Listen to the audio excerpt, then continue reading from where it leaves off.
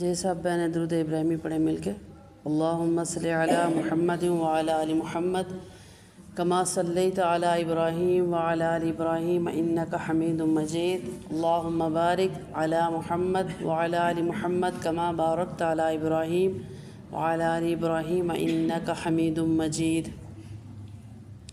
اعوذ باللہ من الشیطان الرجیم، بسم اللہ الرحمن الرحیم۔ رب اشرح لی صدری ویسر لی امری واحلل عقدۃ من لسانی یفقہوا قولی رب زدنی علما۔ الحمدللہ رب العالمین۔ اللہ تعالیٰ کا خاص احسان و فضل ہے کہ رمضان مبارک کی اس مبارک گھڑیوں میں ہمیں قرآن پاک کے آگے بٹھایا ہے، اس کو سیکھنے سمجھنے کا موقع عطا فرمایا۔ اللہ تعالیٰ سے دعا ہے کہ اللہ تعالیٰ ہمیں عمل کی توفیق عطا فرمائے اور ہماری اس ادنا سی کاوش اور چھوٹی سی کوشش کو اپنے دربار میں قبول فرمائیں۔ سورۃ اعراف 8ویں سپارے کے دوسرے نصف سے شروع ہو رہی ہے۔ اعراف کا لغوی مطلب ہے کہ جنت اور دوزخ کے درمیان ایک دیوار ہے جس کو اعراف کہتے ہیں۔ اس میں وہ لوگ ہوں گے جن کے نامہ اعمال میں اچھائیاں اور برائیاں برابر نکلیں گی، یعنی وہ نہ جنت والے ہوں گے نہ دوزخ والے ہوں گے، اصحاب الاعراف ہوں گے۔ تو کچھ مدت تک، کچھ عرصے تک اس دیوار پہ ان کا سٹے ہوگا اصحاب اعراف کا، بالآخر اللہ تعالیٰ ان کو جنت میں بھیج دیں گے اپنی رحمت سے۔ تو اس سورہ میں اس بات کا ذکر آگے آئے گا۔ شروع میں اس میں حضرت آدم علیہ السلام کا ذکر ہے کہ کیسے آدم علیہ السلام کو اللہ تعالیٰ نے تخلیق کیا۔ پھر شیطان جو تھا، ابلیس پہلے فرشتوں کے صف میں تھا، تو جب اللہ تعالیٰ نے سب ملائکہ کو حکم دیا سجدہ کرنے کا تو اس نے انکار کیا۔ انکار کی وجہ اس کا غرور و تکبر تھا کہ میں آگ سے بنا ہوں، آدم علیہ السلام مٹی سے بنے ہوئے ہیں، تو میں کیسے ان کا سجدہ کروں۔ اس تکبر کی وجہ سے وہ نکالا گیا۔ تو پھر اللہ تعالیٰ نے حضرت آدم علیہ السلام کو جنت میں رہنے کے لیے بھیجا اور ان کی اداسی کو دور کرنے کے لیے حضرت اماں حوا کی تخلیق ہوئی۔ تو دونوں میاں بیوی جنت میں رہنے لگے۔ پودے کے قریب جانے کی ممانعت ہوئی تو شیطان نے ورغلا کے، کیونکہ شیطان نے اللہ تعالیٰ سے اس بات کا وعدہ لیا تھا کہ میں جس کے سجدے کی نہ کرنے کی وجہ سے میں نکالا گیا ہوں تو اس کو اور اس کی پوری اولاد کو آپ کے راستے سے ہٹاتا رہوں گا۔ تو اللہ تعالیٰ نے بھی اپنی عزت و جلال کی قسم کھا کے فرمایا کہ جس کو تو بہکائے گا، جو تیرے راستے پہ ہوں گے وہ جہنم والے ہوں گے، اور جو میرے مخلص بندے ہوں گے وہ نہیں تیرے بہکاوے میں آئیں گے۔ تو اس کا ذکر اس سورہ کے شروع میں کیا گیا، اور اس میں سبق یہ ہے کہ اللہ تعالیٰ نے آدم علیہ السلام کو فوقیت علم کی وجہ سے دی اور شیطان کو تکبر کی وجہ سے دھتکارا گیا اور ملعون ثابت ہوا۔ تو ان دونوں چیزوں سے ہمیں ایک تو تکبر سے بچنے کی اور اپنے علم کی حفاظت کرنے کا سبق دیا گیا ہے۔ اور اسی میں اللہ تعالیٰ نے لباس التقوی کا بھی ذکر کیا کہ یا بنی آدم، آپ کے لیے جو لباس التقوی ہے وہ سب سے بہترین پرہیزگاری ہے۔ پرہیزگاری کا جو لباس ہے بنی آدم کو دیا گیا ہے۔ اور پھر اس میں اللہ تعالیٰ نے مسجدوں میں جانے کے لیے زینت اختیار کرنے کا بھی حکم فرمایا کہ جب مسجد میں جایا کرو تو اپنے آپ کو پاک صاف کر کے، زینت اختیار کرنے سے مراد یہ ہے کہ پاکی، صفائی، نظافت، جسم کا پاک ہونا، کپڑوں کا پاک ہونا، اور زینت کا مطلب خوبصورتی بھی ہوتا ہے کہ خوبصورتی بھی اختیار کرنا۔ تو اللہ تعالیٰ کو یہ پسند ہے کہ عبادت گاہ میں جب آیا جائے تو خوبصورتی اختیار کی جائے، صفائی کے ساتھ آیا جائے۔ اس کا ذکر بھی سورۃ الاعراف میں ہے، اور آگے جا کے وہی اعراف، صاحب اعراف کا ذکر ہے کہ کیسے اللہ تعالیٰ جنت اور دوزخ کے درمیان ایک دیوار کھڑی کریں گے جس میں اصحاب الاعراف ہوں گے، اور پھر ان کے آپس کے جو مکالمے ہیں وہ بھی اس سورت میں بیان فرمائے گئے۔ وَنَادَىٰ أَصْحَابُ النَّارِ أَصْحَابَ الْجَنَّةِ کہ کہیں گے دوزخ والے جنت والوں سے یہ کہ ہم تو بڑی مصیبت میں پھنس گئے ہیں، ہم نے انکار کیا تھا اللہ اس کے رسولوں کا، تو آج دیکھیں ہم اس مصیبت سے نکل نہیں سکتے۔ اور اصحاب الجنہ جو ہوں گے اصحاب الاعراف سے کہیں گے کہ اللہ تعالیٰ نے ہمارے ساتھ تو وعدہ پورا فرما دیا، ہم پہ بڑا اللہ تعالیٰ نے اپنا فضل فرمایا۔ ایسے ہی اصحاب الاعراف بیٹھے ہوں گے اس فیصلے کے انتظار میں کہ نہ جانے ہم ادھر جاتے ہیں یا ادھر جاتے ہیں، تو اللہ تعالیٰ آخرکار کو جنت میں داخل فرما دیں گے۔ تو اسی سورہ میں اللہ تعالیٰ نے توحید کے 3 دلائل واضح طور پہ پیش کیے، یعنی توحید اللہ تعالیٰ وحدہ لا شریک، اپنی تخلیق کے ذریعے، اپنی نشانیوں کے ذریعے اللہ تعالیٰ نے فرمایا 3 دلائل۔ نمبر 1، 7 آسمانوں کی تخلیق اللہ تعالیٰ نے کن فیکون سے کی، یعنی 7 آسمان ہے بغیر کسی ستون کے، بغیر کسی سہارے کے جو اللہ تعالیٰ نے تہ بتہ بنائے ہیں۔ ایک تو ہمیں نظر آ رہا ہے جس میں کوئی شگاف نہیں، کوئی ستون نہیں، ایسے ہی اسی طرح کے اور 6 آسمان بھی ہیں۔ تو اس کو اللہ تعالیٰ نے فرمایا کہ سوچ کے آپ اللہ پہ یقین پختہ کر لیں کہ کون ہے ان کو بنانے والا۔ ایسے ہی عرش کی وسعت، نمبر 2، عرش کی وسعت، کہ عرش اللہ تعالیٰ نے جو بنایا اور اس پہ تخلیق اس کی اور اس کی وسعت، یعنی کتنا وسیع ہے عرش، ہماری سوچ کے مطابق اللہ تعالیٰ نے ہمیں سمجھانے کے لیے فرمایا کہ ثم استوى علی العرش، کہ پھر اللہ تعالیٰ تشریف فرمائے عرش پہ، حالانکہ اللہ تعالیٰ ہر جگہ حاضر و ناظر ہیں۔ تو عرش پہ بیٹھنے سے مراد یہ نہیں کہ اللہ تعالیٰ عرش پہ ہی ہیں، بلکہ عرش پہ بھی اللہ تعالیٰ کی قدرت ہے۔ اور عرش کیا ہے؟ 7 آسمانوں سے بھی بڑی کرسی ہے، جو 7 آسمان ہیں اس سے بھی بڑی کرسی ہے، اس کا نام عرش ہے۔ تو اللہ تعالیٰ نے اپنی قدرت بتائی، فرمایا کہ عرش پہ بھی اللہ تعالیٰ کا کنٹرول ہے، ہولڈ ہے، ساری یہ اللہ کی مخلوق ہے، چاہے 7 آسمان ہوں یا عرش ہو۔ نمبر 3، تیسری توحید کی دلیل جو اللہ تعالیٰ نے فرمائی ہے وہ ہے سورج چاند کی تخلیق، کہ آپ دیکھ رہے ہیں سورج کتنا بڑا ہے، اتنی دور، کروڑ ہا میل دور ٹھہر کے بھی اس کی تپش زمین تک پہنچ رہی ہے، وہ کتنا بڑا سیارہ اللہ نے بنایا۔ اور پھر چاند کی تخلیق کو اللہ نے فرمایا دیکھو اور سوچو کہ چاند کیسے رات کو چمکتا ہے، پھر اس کی جو منزلیں گھٹتے گھٹتے پھر بڑھنا شروع ہو جاتا ہے۔ تو یہ اللہ تعالیٰ نے بنائے ہیں بغیر کسی سہارے کے، یہ فضا میں لٹکے ہوئے ہیں اور انسان کو فائدہ دے رہے ہیں۔ اس تخلیق کے بارے میں بھی اللہ تعالیٰ نے فرما کے اس بات کا اظہار فرمایا کہ وحدہ لا شریک اللہ ہی ہے۔ اگر نعوذ باللہ من ذالک کوئی بہت سے خدا ہوتے تو اتنے عرصے سے سورج مشرق سے نکل رہا ہے، مغرب میں غروب ہو رہا ہے، کبھی تو دوسرا خدا بھی کہتا کہ اب میری چلنی چاہیے، اب مغرب سے نکلے اور مشرق میں ڈوبے۔ تو اس کائنات کا جو سفر چل رہا ہے، جو ساری چیزیں ایک دوسرے کے پیچھے چل رہی ہیں اللہ کے حکم سے، ایک اللہ کا حکم چل رہا ہے، اسی کی مان کے چل رہے ہیں۔ تو دوسرا ضرور اپنا دیتا مشورہ کہ اب میری ہونی چاہیے، تو ایسا کچھ بھی نہیں ہے، ایک اللہ ہے، اللہ تعالیٰ نے تخلیق کی ہے، جو چیزیں وہ اللہ ہی کی تابعدار ہیں۔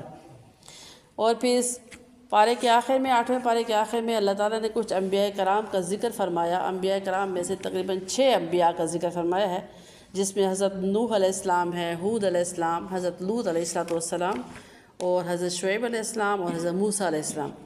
موسیٰ علیہ السلام کا ذکر مفصل کچھ تفصیل سے آتا ہے 9ویں پارے میں، اور باقی انبیاء اور ان کی قوموں کا ذکر اس میں فرمایا کہ کون کون سے نبی نے کس کس قوم پہ محنت کی، اور جب ان کو ماننے والے ان کے ساتھ ہو گئے اور نہ ماننے والے جب سرکشی میں آ گئے، یعنی سرکشی اس کو کہتے ہیں ضد، اور اتنی ہٹ درمی کہ بالکل نہ ماننا، تو اس قوموں پہ کیا کیا عذاب ہے، یہ اللہ تعالیٰ نے اس پارے کے آخر میں ایک ایک کر کے سارا کچھ بتایا کہ لوط علیہ السلام کی قوم وہ ہم جنس پرست تھی، ان پہ اللہ تعالیٰ نے پتھروں کی بارش کی۔ نوح علیہ السلام کی قوم وہ بھی ضد کرنے والی، نہ ماننے والا فرمان تھی، تو سیلاب کا عذاب ان پہ آیا۔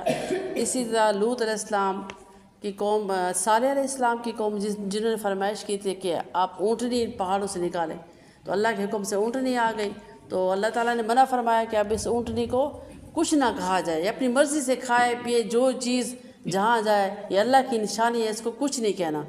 تو انہوں نے اپنے پیغمبر کی اس بات کا رد کیا اور اس اونٹنی کو مار ڈالا۔ تو مقصد ان کی آزمائش تھی کہ اس کو کچھ نہیں کہنا، تو انہوں نے مار ڈالا، تو پھر اس پہ بھی عذاب ہے۔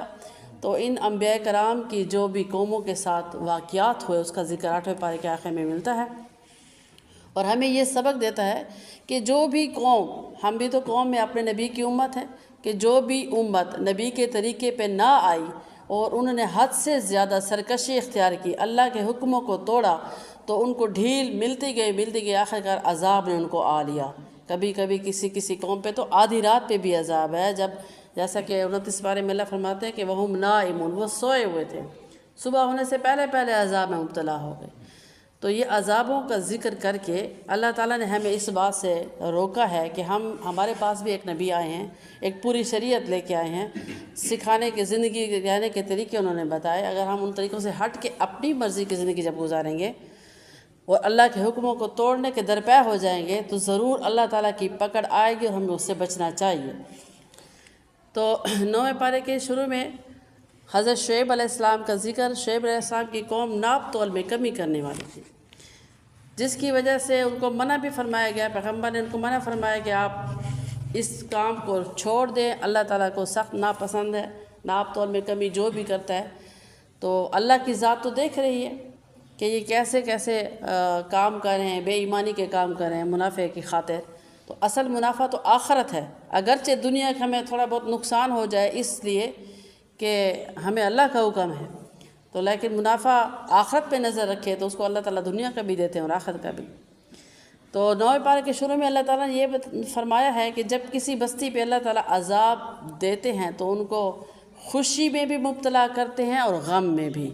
پھر اللہ تعالیٰ دیکھتے ہیں کہ خوشی میں ان کا میرے ساتھ کیا تعلق رہا اور غم میں میرے ساتھ کیا تعلق رہا۔ تو ان کا یہ حال تھا، قرآن پاک میں جن قوموں کا ذکر ہے کہ خوشی میں اللہ کو بھلا دینا اور جب مصیبت آئے تو پھر رونا گڑ گڑانا اللہ کے آگے۔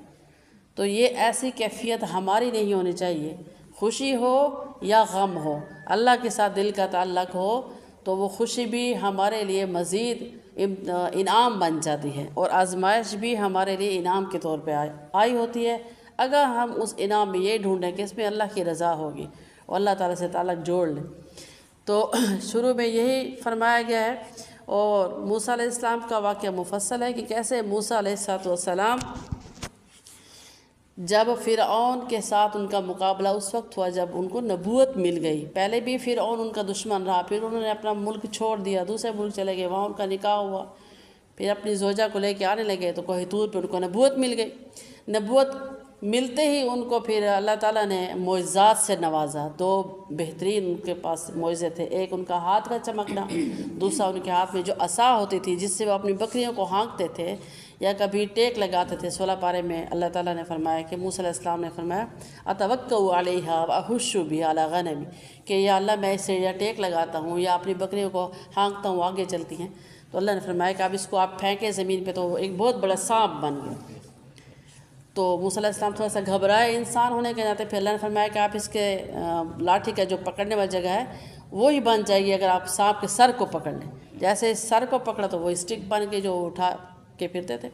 تو یہ 2 معجزات اللہ نے دے کے ان کو ایک کام سپرد کیا کہ اب آپ جائیں اپنی قوم کو اللہ کی طرف بلائیں، اور اگر فرعون کے ساتھ آمنا سامنا ہو تو ان کو آپ اپنے یہ معجزات دکھائیں، تو اس پہ ان کا یقین ہو جائے گا کہ آپ اللہ کے نبی ہیں۔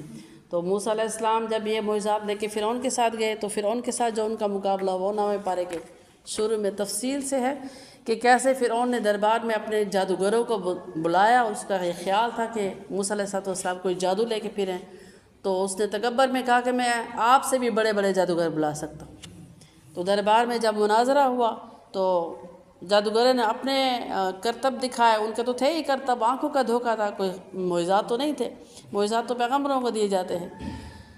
تو جیسے ہی آنکھوں کا دھوکہ تھا انہوں نے رسیاں ڈالی لوگوں کو، وہ سانپ لگے جیسے ہلتے ہوئے لہراتے ہوئے سانپ ہے۔ تو موسیٰ علیہ السلام نے اپنا اژدہا، اپنا جو عصا مبارک تھا وہ زمین پہ مارا تو وہ ایک بہت بڑا اژدہا بن گیا اور سب کو نگل گیا۔ تو وہ جو سارے جادوگروں کے جھوٹے جادو تھے وہ حیران ہو گئے، اور پہلے بھی وہ متاثر ہو چکے تھے موسیٰ علیہ السلام کے چہرے مبارک کے نور سے کہ آپ نے تمہیں بلایا ہے کہ کسی جادوگر سے مقابلہ، لیکن یہ تو جادوگر نہیں لگتے، جادوگروں کی تو اور شکل و شباہت ہوتے ہیں، ان کے چہرے سے نور چمک رہا ہے، پیغمبر تھے وہ۔ تو متاثر تو وہ پہلے ہی ہو چکے تھے، لیکن جیسے ہی انہوں نے یہ معجزہ دیکھا تو وہ فوراً سجدے میں گر گئے، سارے کے سارے جادوگر سجدے میں گر گئے۔ فرمایا کہ آمنا برب موسیٰ و ہارون، کہ ہم ایمان لائے موسیٰ اور ہارون علیہ السلام کے رب پہ، یعنی دونوں بھائیوں کو اللہ نے پیغمبر بنایا تھا کہ ان دونوں کے پیغمبر پہ ہم بھی ایمان لائے۔ تو جو فرعون تھا وہ تو اسی وقت سیخ پا ہو گیا کہ یہ کیا ہو گیا، جس کو میں نے اپنا پیروکار سمجھ کے بلایا تھا وہ تو موسیٰ علیہ السلام پہ ایمان لے آئے، میرے آنکھوں کے سامنے ہی، میرے ہی دربار میں ٹھہر کے۔ تو لگا وہ پھر اپنی سزائیں سنوانے کے لیے کہ یہ تم کیا کر رہے ہو، موسیٰ علیہ السلام کے رب کا سجدہ کر رہے ہو، تمہیں پتہ ہے اس کی تمہیں کیا سزا ملے گی؟ کھجور کے درختوں کے ساتھ الٹا لٹکا دوں گا، پھانسی پہ چڑھا دوں گا، تمہارے مخالف ہاتھ کاٹوں گا، یعنی دایاں ہاتھ تو بایاں پاؤں، پھر بایاں ہاتھ تو دایاں پاؤں، اس طرح کر کے مخالف سمت کاٹوں گا کہ زندگی کے جینے کے قابل بھی نہیں رہو گے۔ یہ سزائیں سنائیں۔ لیکن جس کے دل میں ایمان گھر کر جاتا ہے پھر وہ ان میں نہیں آتے، ان باتوں میں۔ ان کے دل میں جب ایمان آ گیا تو وہ اپنے ایمان پہ ڈٹ گئے کہ اب جو کرنا ہے تم کرو، جو کرنا ہے تو کر لے، لیکن ہم اب جو دل میں اللہ پہ ایمان آ گیا ہے اس سے ہم نہیں ہٹ سکتے۔ تو اللہ تعالیٰ نے یہ فرمایا کہ ایمان والوں کو اللہ تعالیٰ کیا عطا فرماتا ہے؟ سب سے پہلے استقامت، اور اللہ تعالیٰ کا ساتھ ان کے ساتھ ہو جاتا ہے۔ تو جن لوگوں نے موسیٰ علیہ السلام پہ جو ایمان لائے پھر بھی فرعون نہیں مانا، تو موسیٰ علیہ السلام اپنے ساتھ ماننے والوں کو لے کے چلے گئے۔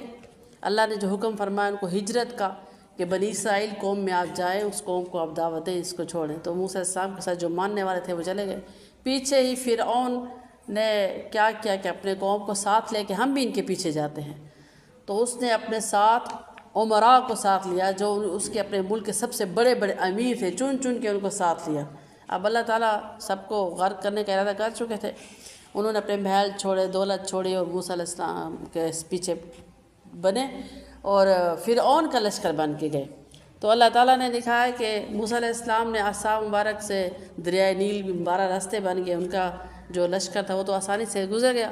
فرعون نے سمجھا کہ اب اس لشکر کے پیچھے میں بھی فائدہ لے لوں، جو راستے بنے ہوئے ہیں، سمندر 2 ٹکڑے ہو گئے اور پانی ایسے چٹان کی صورت میں کھڑا ہو گئے، درمیان میں راستے بن گئے۔ تو فرعون نے جیسے ہی اپنے گھوڑے اسی راستے پہ ڈالے کہ شاید میں بھی پار لگ جاؤں، تو اللہ تعالیٰ نے بیچوں بیچ غرق کیا اس کو۔ یہ نہیں کہ کنارے پہ ہوا تو بچنے کی خصوصیت پیدا ہو جاتی، جیسے ہی سمندر کا درمیان آیا وہیں پہ وہ پانی دوبارہ مل گیا، وہ غرق ہو گیا۔ تو اللہ تعالیٰ کے نافرمانوں کو سزا آخرت میں تو ہوتی ہی ہوتی ہے، دنیا میں بھی اللہ تعالیٰ نے دکھا دیا۔ پھر بنی اسرائیل قوم کے یہاں پہ ذکر ہے کہ ان میں سے بھی نافرمان ہو گئے، موسیٰ علیہ السلام کے ساتھ نافرمانی سرکشی کرنے لگے، تو اللہ تعالیٰ نے ان کو 5 طریقے سے عذاب میں مبتلا کیا۔ جب موسیٰ علیہ السلام نے دعوت دی، اللہ کی طرف بلایا، وہ نہ آئے، تو 5 طریقے سے ان کو عذاب ہوا۔ نمبر 1، ان پہ طوفان چلے، آندھیاں چلی، سرخ آندھیاں، تو ایسی آندھیاں چلی کہ کئی دن تک وہ چلتی رہیں، سانس لینا تک محال ہو گیا تھا۔ پھر وہ قوم دوڑی موسیٰ علیہ السلام کے پاس کہ ہماری اللہ سے دعا کریں، یہ کیا ہو گیا ہے ہمارے ساتھ کہ آندھی رک ہی نہیں رہی، نہ کوئی جینے کا ہمیں کوئی مزہ آ رہا ہے، کوئی کام اور نہ زندگی کوئی کام ہے، سارا کچھ رک گیا۔ تو موسیٰ علیہ السلام نے اپنے ہاتھ بلند فرمائے رو کہ اللہ سے ان کے لیے دعا کی، تو وہ طوفان تھم گیا۔ جیسے طوفان تھما، کچھ دیر بعد پھر وہ اپنے ان طریقوں پہ آ گئے، ضد کرنے لگے، سرکشی کرنے لگے، پیغمبر کا انکار کرنے لگے۔ تو پھر اللہ تعالیٰ نے ان کو ٹڈیاں بھیج کے ان میں یہ عذاب آیا کہ ٹڈیاں ایسی کہ ہر جگہ ٹڈیاں، چلنے کے لیے بھی کوئی راستہ نہیں تھا، برتنوں میں بھی، بستروں میں بھی، تو وہ اس عذاب سے بھی تنگ پڑ گئے۔ تو ظاہر ہے انسان ان چیزوں سے ویسے بھی گھبراتا ہے، ناگواری سی ہوتی ہے، تو جب عذاب کی صورت میں ہوں کہ ہر طرف یہی ہو، تو پھر حضرت موسیٰ علیہ السلام کے پاس گئے اپنے لیے دعا کرانے کے لیے، آپ نے دعا فرمائی تو وہ عذاب ختم ہو گیا۔ عذاب ختم ہوتے ہی دوبارہ وہ اپنے طریقوں پہ آ گئی۔ تو ایسے ہی تیسرے نمبر پہ پھر ان کو جوؤں کا عذاب ہے، ایسی جوئیں کہ ان کے جسم میں بھی، ان کے کپڑوں میں بھی، ان کے بستروں میں بھی، جب چلتے ہیں تو پاؤں رکھنے کی جگہ نہیں، ہر راستے پہ جوئیں پھر رہی ہیں۔ تو وہ اتنے گھبرا گئے، لیکن وہ ماننے والے نہیں تھے، کیونکہ جیسے عذاب آتا توبہ کراتے اپنے پیغمبر سے، اس کے بعد پھر دوبارہ انہیں طریقوں پہ آ جاتے۔ تو اللہ تعالیٰ نے قرآن پاک میں ہمیں یہ بتایا کہ کیسے اللہ کا جب عذاب آتا ہے تو وہ آزمائش کے لیے ہوتا ہے کہ ہو سکتا ہے آپ سیکھ جائیں، سنبھل جائیں، لیکن جیسے عذاب ختم ہوتا ہے تو وہی طریقے آ جاتے ہیں۔ تو یہ ہوتی ہے سرکشی۔ جوؤں کا عذاب ختم ہوا تو مینڈگیں آ گئی، ایسی مینڈگیں کہ ان کا جینا محال ہو گیا، نہ رات کا سونا، نہ دن کا کوئی آرام، نہ کوئی کام کاروبار۔ تو یہ جو ہم تھوڑی سی بیان کر رہے ہیں جملوں میں، جوؤں کا عذاب، مینڈک عذاب، یہ پتہ نہیں کتنے عرصے تک ان پر رہا، رو رو کے انہوں نے حضرت موسیٰ علیہ السلام سے دعائیں کرائی، ختم کرایا۔ جب ختم ہو جائے تو پھر ان کی سرکشی۔ تو آخر میں جو 5واں عذاب بنی اسرائیل پہ، ان پہ اللہ تعالیٰ نے انعامات بھی بڑے دیے تھے، ان کو باغات دیے، ان میں پیغمبر اتنے زیادہ تھے، 4000 کم و بیش پیغمبر اس قوم میں آئے۔ تو اللہ تعالیٰ نے انعامات بھی بڑا، خوشحالی بھی دی، ان کی فرمائشیں بھی پوری کی، لیکن وہ سرکش قوم تھی، ضدی تھی، تو ان پہ اس طرح کے عذاب آئے۔ پانچواں عذاب جو ان پہ آیا وہ خون کا تھا، ایسا خون کہ وہ جب اپنے نلکے کھولتے تو خون نکلتا، کھانے کے لیے کھانا پکاتے تو وہ خون بن جاتا، برتن سارے خون سے بھرے ہوئے، جوتے سارے خون سے بھرے ہوئے، راستے سارے خون سے، کھانے پینے کے اشیاء جو بھی پھل کاٹتے اس میں خون نکلتا۔ تو یہ بھی اللہ کی طرف سے اتنا عذاب تھا کہ رونے لگے، اپنا سر پیٹنے لگے۔ ایک دو دن کی بات نہیں، نہ جانے اللہ کے علم میں کتنے دن تک عذاب، تو پھر اللہ کا عذاب ہی ہوتا۔ تو پھر حضرت موسیٰ علیہ السلام سے دعا کرائی، عذاب ختم ہو گیا۔ تو اللہ تعالیٰ نے فرمایا کہ یہ جو قوم ہے یہ سرکش ہی ہے، عذابوں سے نہیں، کہ آخرت کا بہت بڑا ان کے لیے عذاب تیار کیا۔ تو ان عذابوں کے بارے میں تفصیل سے اللہ تعالیٰ نے جو بیان فرمایا وہ اس لیے کہ امت محمدیہ صلی اللہ علیہ وسلم ایسی سرکشی، ایسی نافرمانی سے بچ جائے، کیونکہ اللہ تعالیٰ ابھی بھی وہی ہے وحدہ لا شریک، جو روز اول سے روز آخر تک ہوں گے، جو وہ اس قوم کو عذاب دے سکتے ہیں۔ تو ہماری سرکشی، ہماری نافرمانی پہ بھی اللہ تعالیٰ کے عذاب آ سکتے ہیں، اللہ تعالیٰ محفوظ فرمائے۔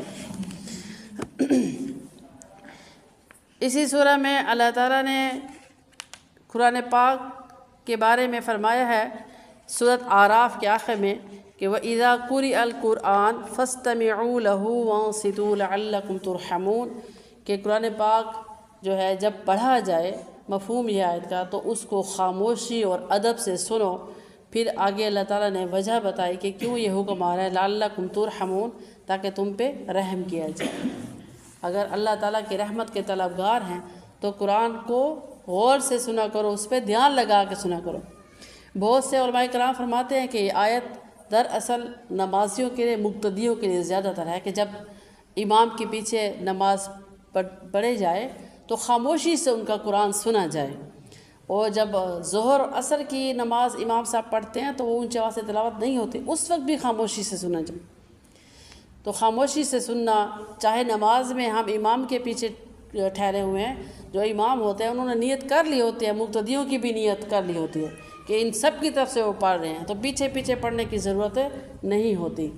اسی طرح یہاں تک کہ جب دورہ قرآن ہوتا تھا، حضرت جبرائیل امین لے آتے تھے قرآن پاک اللہ کے نبی کے پاس، تو جو آیتیں بھی وہ پڑھ کے سناتے، ایک دفعہ وہ پڑھ کے سناتے، دوسری مرتبہ آپ صلی اللہ علیہ وسلم ساتھ دہرانے لگتے، تو اللہ تعالیٰ نے سورہ مدثر کی آیات نازل فرمائی کہ لا تحرک بہ لسانک لتعجل بہ، کہ اے نبی صلی اللہ علیہ وسلم آپ اپنی زبان کو حرکت نہ دیجیے، آپ سن لیں، آپ کو یاد کرانا، آپ کے سینے میں اتارنا اللہ کا کام ہے۔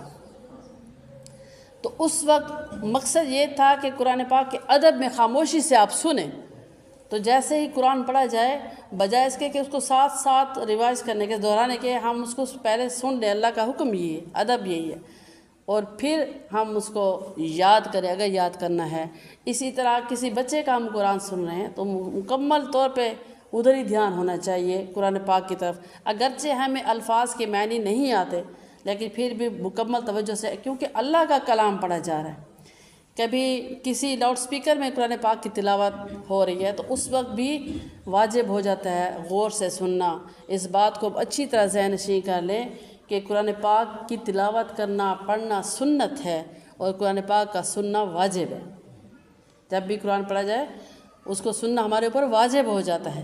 اس لیے اگر ہم کسی کام میں مصروف ہیں تو یا تو پڑھنے والے کو کہہ دیں کہ آپ تھوڑا آہستہ آواز میں پڑھیں، میری توجہ نہیں ہے اس طرف، یا ہم اس کو غور سے سنیں، اللہ کا کلام ہے، یہ ہمارے ادب میں شامل ہے۔ دوسرا یہ کہ غور سے سننا ہمارا طریقہ ہے، پڑھنے والا جو ہے اس کے لیے بھی یہ ضروری ہے کہ وہ بھی ارد گرد کا خیال رکھے۔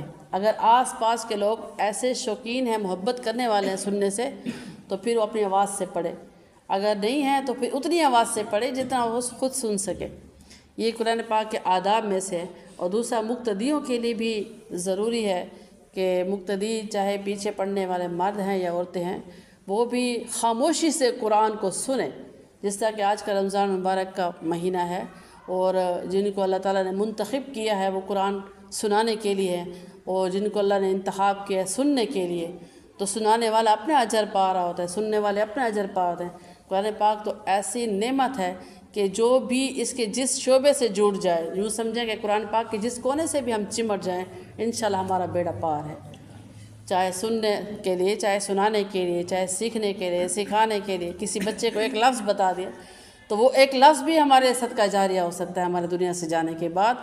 قرآن پاک شافی دوست ہے، کبھی بھی اپنے ساتھ چلنے والے کو مایوس نہیں کرتا، دنیا میں بھی اور آخرت میں بھی۔ تو یہ قرآن پاک کی شان میں جو آیت اتری ہے سورہ اعراف کی آخری آیات میں سے۔ آگے سورۃ انفال ہے، 9ویں پارے کے آخر میں۔ انفال کہتے ہیں مال غنیمت کو، اور مال غنیمت وہ مال ہوتا ہے جو کہ مجاہدین کو اللہ کے راستے میں جہاد کرنے کے بعد ملتا ہے، اس کو کہتے ہیں مال غنیمت۔ تو اس میں اللہ تعالیٰ نے یہ فرمایا کہ مال غنیمت جو بھی ملتا ہے اس کے 5 حصے کرو، کیونکہ جب مال غنیمت نبی اکرم صلی اللہ علیہ وسلم کے دور میں ملا کرتا تھا تو اس میں یہ ہوتا تھا کہ اس کی تقسیم کیسے کی جائے، جیسے جنگی ساز و سامان ہے، گھوڑے بیش بہا قیمت کے گھوڑے ہوا کرتے تھے، اور بھی جو کچھ وہ چھوڑ کے جاتے اپنے میدان میں، تو اس کی تقسیم کا جو مرحلہ ہوتا تھا اس کو اللہ تعالیٰ نے بڑے اچھے طریقے سے فرمایا ہے کہ 5 حصے کرو۔ 5 حصے میں سے 4 حصے تو مجاہدین کے لیے، اور اس میں 1 حصہ اللہ اور اس کے رسول صلی اللہ علیہ وسلم کے لیے ہوگا۔ پھر اللہ کے نبی کی مرضی ہوگی کہ وہ جہاں چاہیں اپنے اس حصے کو جیسے بھی استعمال کریں، کسی کو کوئی اعتراض نہیں ہونا چاہیے۔ تو سورہ انفال کا نام اسی نسبت سے ہے، اور آگے اللہ تعالیٰ نے ایمان والوں کی نشانیاں بھی یہاں بتائی ہیں سورہ انفال میں، کہ ایمان والوں کی نشانیاں قرآن پاک میں بہت سی جگہوں پہ مختلف انداز میں اللہ نے فرمائی، اور اس بات کو اللہ نے فرمایا کہ وہ ایمان والے جو لوگ ہیں ان نشانیوں کو اپنے اندر ڈھونڈتے ہیں، یا اگر انہیں نہیں ہوتی تو اس کو لانے کی کوشش کرتے ہیں کہ اللہ کی پسند یہ ہے تو ہمارے اندر بھی یہ چیزیں ہونی چاہیے۔ تو 18 پارے کے شروع میں بھی اللہ تعالیٰ نے بہت سی ایسی بتائی ہیں، قد افلح المؤمنون سے شروع ہوئی کہ کیسے کیسے کون سے مومنین ہیں جو فلاح پا گئے، پھر آگے ساری نشانیاں آتی ہیں۔ ایسے اس وقت فرقان میں بھی اللہ تعالیٰ نے عباد الرحمن سے بیان فرمایا کہ عباد الرحمن کون ہیں، یعنی اللہ کے بندے کون ہیں۔ پھر آگے اللہ تعالیٰ نے بڑی پیاری صفات بیان فرمائی ہیں نیک لوگوں کی، بندوں کی۔ یہاں سورۃ انفال میں 9ویں پارے کے آخر میں اللہ تعالیٰ نے کچھ نشانیاں بتائیں کہ ایمان والے کون ہوتے ہیں۔ سب سے پہلے ایمان والے وہ ہوتے ہیں جو اللہ پہ ایمان رکھنے والے ہوتے ہیں، جن کا دل کا تعلق اللہ سے ہو اور اللہ تعالیٰ سے ڈرنے والے ہوں، دل میں تقوی ہو۔ تقوی تو بیس ہے ہمارے ہر اعمال کی۔ اب ہم سوچیں کہ کیسے ہر عمل کی بیس تقوی ہے۔ تقوی ہوگا تو ہم نماز کبھی چھوڑنے کا سوچ بھی نہیں سکتے۔ تقوی کہتے ہیں دل میں اللہ کا خوف، اللہ کا خوف ہوگا، اللہ سے ملاقات کا ڈر ہوگا کہ ہم نے اللہ کو منہ دکھانا ہے، اللہ کو ملنا ہے، تو یہ ہو نہیں سکتا کہ نماز اس سے چھوٹ جائے کسی بھی صورت میں۔ اس کو کہتے ہیں تقوی، یہ اللہ والوں کی نشانی ہے۔ نماز کے علاوہ اور بھی جو بھی گناہ کے کام ہیں وہ بھی تقوی میں آتے ہیں، کہ گناہ چھوٹے سے چھوٹا ہو، متقی انسان اس کو بہت بڑا سمجھتا ہے کہ میں یہ گناہ نہیں کر سکتا۔ کہنے والا جتنا بھی زور دے گا اتنا بڑا کام نہیں، چھوٹا سا گناہ ہے، توبہ کر لینا۔ لیکن جب دل میں اللہ کا خوف ہوگا وہ کہے گا نہیں، چھوٹا ہے یا بڑا ہے، اللہ کی نافرمانی میں نہیں کر سکتا۔ یہ تقوی ہے۔ نمبر 2 یہ کہ قرآن پاک کو شوق سے محبت سے پڑھنے والے، عمل کرنے والے، اور اس کی آیتوں پہ رقت طاری ہونے والی۔ جب اللہ تعالیٰ کے خوف جہنم کا ذکر آئے تو ان پہ رقت طاری ہو جاتے ہیں، جب جنت کا ذکر آئے تو ان کا دل خوش ہو جاتا ہے کہ اللہ تعالیٰ نے ہمارے انعام تیار کیا ہوا ہے۔ وہ لوگ جو اللہ تعالیٰ کے ذکر سے خوش ہونے والے اور قرآن پاک سے محبت کرنے والے۔ نمبر 2۔ نمبر 3 اللہ تعالیٰ نے ایمان والوں کی صفات بیان فرمائی کہ اللہ پہ توکل، ٹوٹل ان کا بھروسہ ہر کام کا اللہ پہ ہوتا ہے۔ اللہ پہ توکل کرنے کے بہت سے معنی ہیں، جس میں سے ایک خلاصہ یہ ہے کہ اپنے سے وہ کام کر لیں لیکن اس کا انجام اپنے اوپر نہ لیں کہ جو میں کر رہی ہوں اس کا انجام بھی وہی ہوگا جو میں چاہ رہی ہوں۔ انجام کا بھروسہ، توکل اللہ تعالیٰ کی ذات پہ۔ اللہ نے انسان کو اسباب دیے ہیں کہ یہ اسباب ہیں، مثال کے طور پہ ہم عورتیں ہیں، جیسے ہم کھانا بنا رہے ہوتے تو اس کے اسباب سارے اکٹھے کرتے ہیں، یہ میں نے ڈالنا ہے، یہ کرنا ہے، یہ کرنا ہے، لیکن وہ کیسے بنے گا وہ اللہ تعالیٰ پہ ہوتا ہے، کہ اللہ تعالیٰ کے بھروسے پہ، توکل پہ۔ اس طرح بہت بڑے بڑے کام ہوتے ہیں۔ کوئی کاروبار شروع کرنا ہوتا ہے، کاروبار کو شروع کرنے کا اللہ نے حکم دیا ہے کہ رزق کے لیے اسباب اختیار کرو، لیکن نظر مسبب الاسباب پہ ہونی چاہیے، اور مسبب الاسباب اللہ تعالیٰ کی ذات ہے، اور اس کو توکل کہتے ہیں۔ توکل ہاتھ دھر کے بیٹھنا نہیں بلکہ اسباب اختیار کرنا، اور نظر مسبب الاسباب پہ۔ یہ اللہ والوں کی نشانی ہے کہ توکل اور نتائج اللہ کے ذمہ رکھنا۔ نمبر 4 جو ہے وہ نمازوں کی حفاظت کرنے والے ہیں۔ سورۃ انفال میں ہی بیان فرمایا گیا کہ وہ نمازوں کی حفاظت کرتے ہیں، الذین یقیمون الصلاۃ، کہ وہ نماز کی حفاظت کرتے ہیں۔ حفاظت سے مراد اپنی 5 نمازوں کے سیٹ کو پورا کرنا ان کا دن کا مشن ہوتا ہے، کہ میرے دن کا اصل مقصد یہ ہے کہ میں اپنی 5 نمازیں پوری کروں آخرت کے لیے، تاکہ میرے آخرت کا سامان تیار ہو، اللہ کا حکم پورا ہو۔ تو نمازوں کی حفاظت کرنے والا صرف نمازی نہیں، نمازی صرف وہ ہوتے ہیں جو 2 پڑھے 3 چھوڑ دے، 3 پڑھے 2 چھوڑ دے۔ ان کے اللہ تعالیٰ نے سورۃ ماؤن میں بیان فرمایا کہ کچھ نمازی ایسے ہیں جن کے لیے نماز ان کے لیے خرابی پیدا کرتی ہے، وہ ہیں جو کچھ پڑھنے والے چھوڑنے والے، اور حفاظت کا لفظ ان کے لیے ہے جو 5 ادا کرنے والے ہیں۔ تو نماز کے بعد احسان کرنے کا ذکر ہے کہ احسان کیا کرو ایک دوسرے پہ۔ احسان سے مراد نیکیاں کرنا، پھر جتانا بھی نہیں کہ میں نے یہ فلاں مشکل وقت میں آپ کا یہ کیا، یا میں نے یہ احسان کیا تھا۔ احسان جتانے سے یہ ہمیں یاد رکھنا چاہیے کہ وہ نیکی، وہ احسان ختم ہو جاتا ہے، اس کا کچھ بھی حیثیت نہیں رہتی۔ جیسا کہ اردو میں ایک محاورہ چلتا ہے، نیکی کر دریا میں ڈال، تو دریا میں جو چیز پھینک دی گئی وہ کہاں واپس آ سکتی ہے؟ تو یہ خاصیت ہے نیکی کرنے کی، کہ کر لی نا تو سمجھو کہ میں نے پھینک دی بس، اب میں نے اس کو دیکھنا بھی نہیں وہ کہاں گئی، ہاتھ آ نہیں سکتی۔ تو یہ مائنڈ ہونا چاہیے۔ اللہ تعالیٰ نے فرمایا کہ نمازوں کی حفاظت کرنے والے اور احسان کرنے والے، احسان سے مراد عربی زبان میں نیکیاں ہوتی ہیں، اور ان کے آخر میں اللہ نے فرمایا کہ اولئک هم المؤمنون حقا، یہی وہ لوگ ہیں جو میری نظر میں مومن ہیں، مسلمان ہیں، سچے پکے مسلمان ہیں، جن میں یہ خوبیاں ہونی چاہیے جن 5 کا ہم نے ذکر کیا۔